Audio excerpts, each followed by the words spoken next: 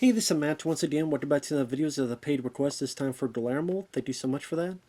And for those interested in requesting any type of videos, feel free to send it either directly to my PayPal or join my Patreon. Both links are down below in the info box. And Guillermo wanted me to take a look at this 2020 found footage. Well, it's a fake documentary. It's not found. It's a fake documentary film called Skyman. And it's one of those movies that I want to like more than I did. I think this had a good idea, but it had a fairly poor execution. Although there's another film he requested, another found footage film. Again, this is more fake documentary. The other film's more found footage. Fraud Man. I really enjoyed that one. That was a nice surprise, but we'll get to that later. But Skyman is directed by Daniel Myrick. Daniel Myrick is one of the guys who made the Blair Witch Project.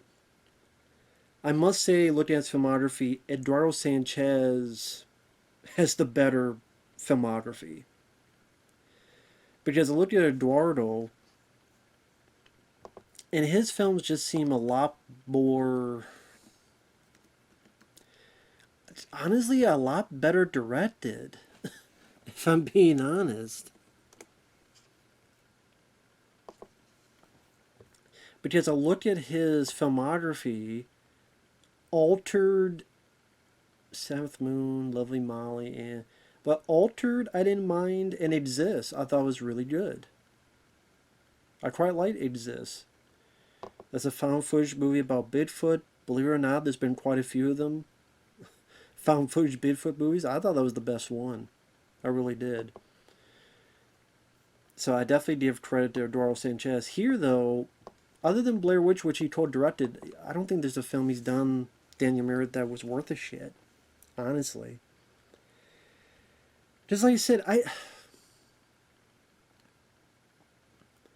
I think this movie had good intentions, but it comes off as it's a slow burn. But I think it's way too slow of a burn. I think it needed a much better cast. I think the finale is kind of... Is that a depressing finale? So it's not because of that, but it just comes off as very... That's it? Kind of feeling to it. I think for the slow burn, a lot of people feel it's a bit anticlimactic. And I think for a lot of people it'll be too slow. It'll be too boring. Because the idea, like I said, I don't mind the idea. You have Carl, I don't remember the actors' names, but you have this character named Carl Merriweather, who's a brother to this girl, brother and sister. And Carl says that when he was 10 years old, he was visited by an alien. And then we see some old news footage of this event happening. Like, this kid said that aliens, the news footage looked fine. Didn't look too bad. So now this documentary crew are following him because the guy says that when he turns 40, they'll be back for him. And so they interview a couple of the locals, this retired cop, among other stuff. And like I said, it's a very slow burn where we have them take the crew, which we don't really get a sense of who's on this film crew, how many people are on this film crew. For a good chunk of it, I thought it was just one person. Then at one point, like, the sound guy leaves, and you see, like, there's another guy, so I guess this is at least a 3-person crew. But since we never get to know anything about them. But it's this, okay, it's a slow burn of, he shows his old home. He shows the old drawings he did. He shows his old, like, RV, and that's where me and Dad used to play, and this is what some of my old toys, and we're out here in the middle of nowhere, and this is where we're going to be when I'm hit 40, because I don't want to be coming back here. And then we go 4 months earlier, which I thought this was strange to not start with the film with this. I thought it was a weird placement to put this here now. But we go back 4 months earlier, and I guess our documentary team met this guy at a UFO festival where there's people in costumes and there's a unicycle with someone riding a unicycle playing bagpipes, and someone stops them and, hey, can we interview you? And here's a cookie. And they interview people, say, well, how was it out there? Well, I don't really go to these things, but it's nice to know I'm not all alone as I feel. And the lead guy, his acting, I go back and forth. On one end, I'm thinking, is he trying? He has this very off demeanor. And a part of me thinks maybe that's on purpose, or the director put that on purpose because it's supposed to be this kind of off, disassociated feel to him. Like he's not quite there. Or it could just very well be bad acting.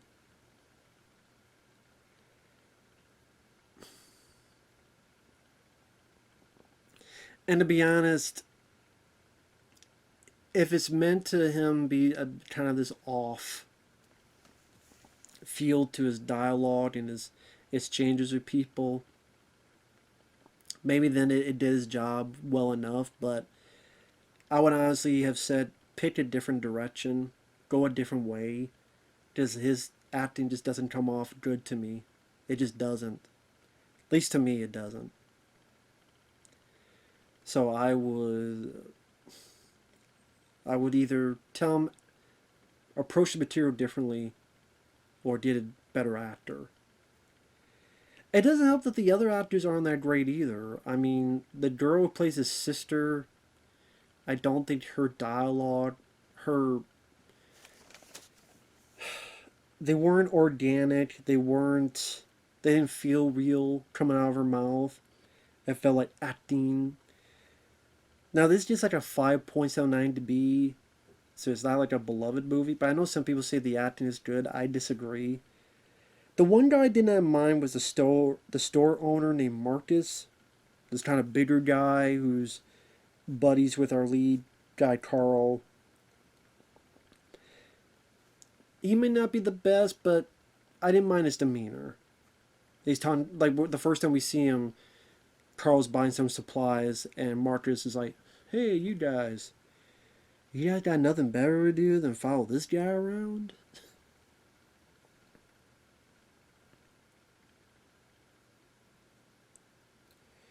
Or later on when they're setting up sensors, and Marcus is worried.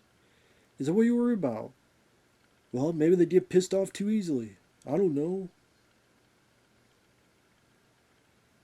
Or there's a bit later where they're out there in the middle of nowhere at this trailer, and the sister gets scared by the spider, and later says, "Oh man, I almost shit a brick," and he goes, "Well, guess it was a good thing you're next to a toilet."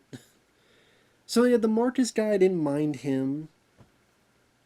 I said the lead guy, I'm like, okay, either he's maybe trying to act this way because he's not supposed to be 100% in total mind and spirit.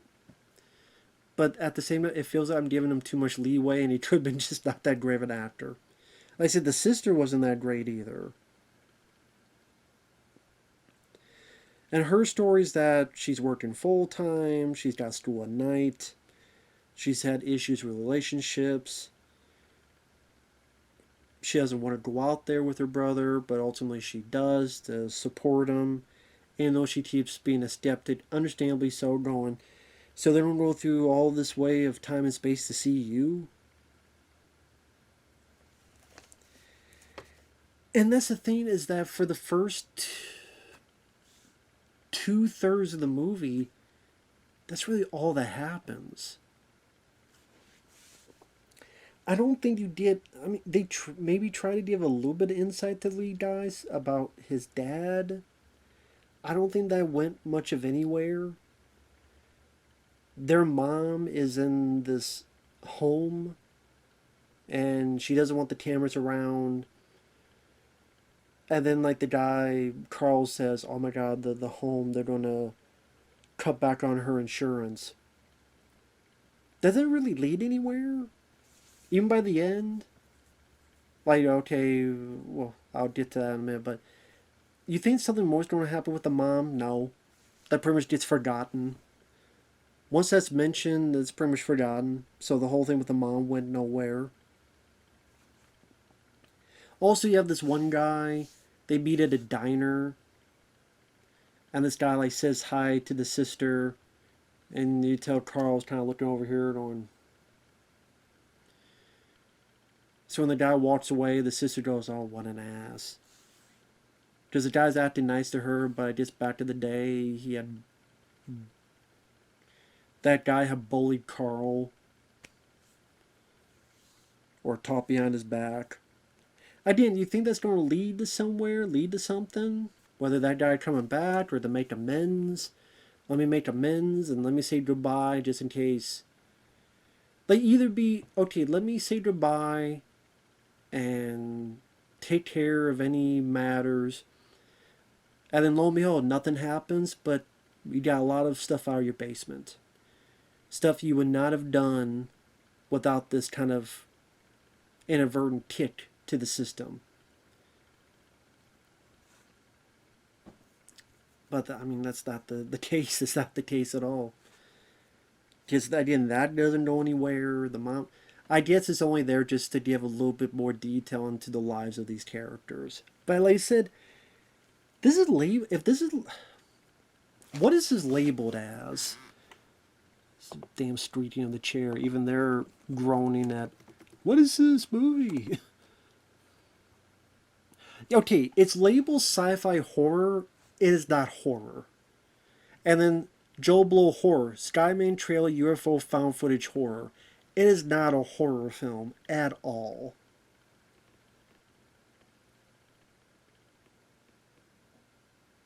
If you go into this thinking it's horror, you are going to be tremendously fucking let down.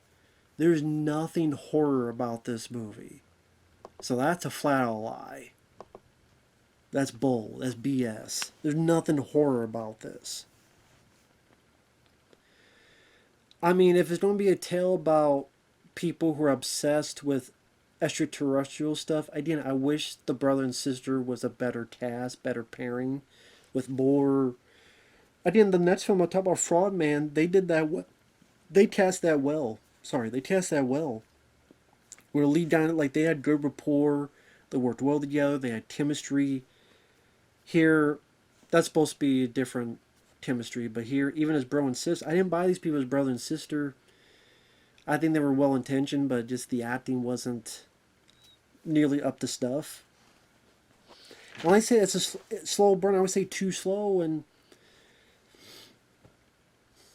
either have more like comedic situations of him being obsessive with extraterrestrials, and some people take it the wrong way, or some people take it a humorous way, or just some stuff happen. I think, again, people get too bored with what's going on.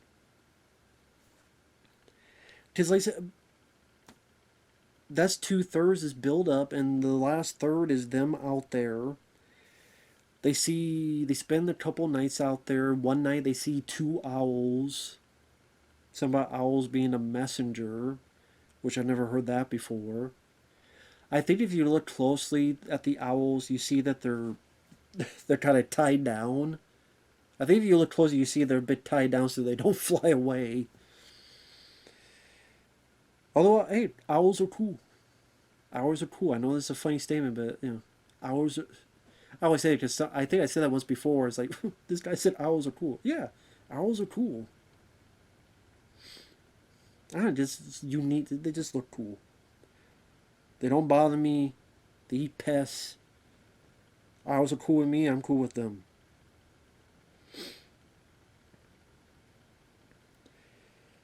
Oh yeah, there's this other thing where.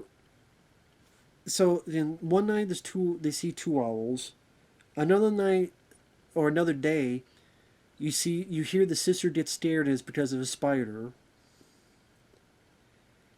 These government guys come about, tell them to leave, and nothing happens with those government guys. Again, stuff with the mom, dropped. Stuff with that guy at the diner, dropped. Stuff with the German guys, dropped. None of that ever comes into play for later in the story.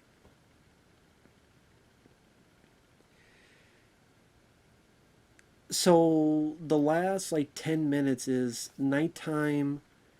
They hear something going on.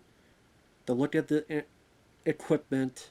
It's not going well. They don't know what's going on with it. They hear something. A magnet hit the trailer, like to the wall, thrown to the wall. And the last bit of the movie is where you notice the acting. Very noticeable how not top notch the acting is. If you're kind of either you're not going to like the acting, or if you are kind of okay with the acting, the last act of the movie really shows, holy mother, like some of their line readings is not that believable. It's really not. And so then the last bit is Carl tells them to stay back. He runs off. We see, like in the distance, kind of a couple blinking lights. Pew, pew, pew. The sister and the friend Marcus look for him. He's gone.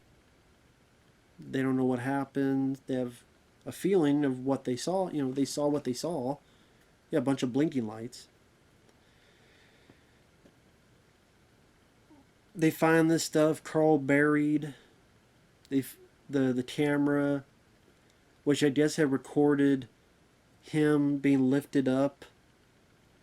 Now what's funny is as he's lifted up into the sky, he's still holding the camera.